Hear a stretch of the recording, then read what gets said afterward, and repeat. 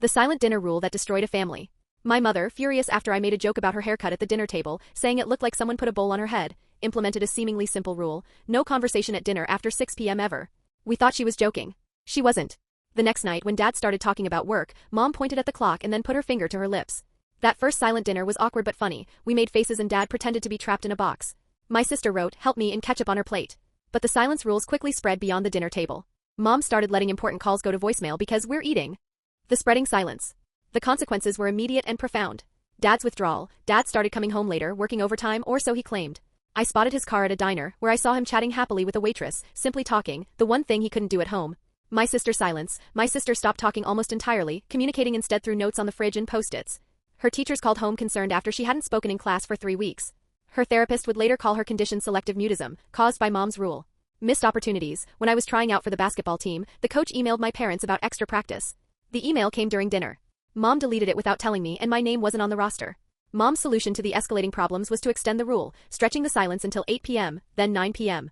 3 hours of enforced silence every night. The night it broke. The night that finally broke our family's strained peace was completely unrelated to us. I was on my phone under the table when a text came. My best friend's dad had died suddenly. I gasped. "My friend's dad just died," I said. "I need to call him." Mom pointed at the clock, 7:43 p.m. She slid her notepad across the table. I was supposed to write my condolences instead of calling my grieving friend. I pushed my chair back. "Are you serious? He just lost his dad." Mom pointed at the clock again. Dad put down his fork.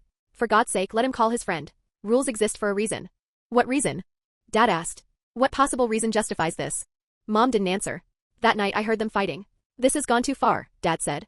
"The one where our family never communicates," he said of the system she was trying to uphold. The finality of silence. The next morning, Dad's pillow was on the couch. A week later, Dad's brother walked into the house looking shaken. "There's been an accident," he said. Mom cleared her throat and pointed at the clock. "What's going on?" My uncle asked.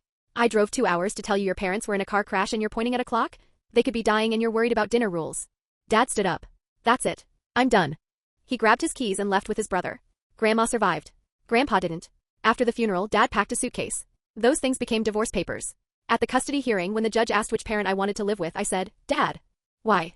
The judge asked. "Because at Dad's apartment we talked during dinner." My sister stayed with Mom. She had been silent for so long, she developed selective mutism as a direct result of Mom's rule. I later found Mom's journal. She wrote that her own father screamed at them every night during dinner. She'd sworn her children would never experience that trauma, so instead, she created a different kind of trauma, the trauma of silence and emotional neglect. 2 years later, Mom still keeps her silent dinner rule, stretching it from 4 p.m. to 9 p.m. in an empty house. My sister, upon turning 18, moved in with Dad and me. Mom didn't try to stop her.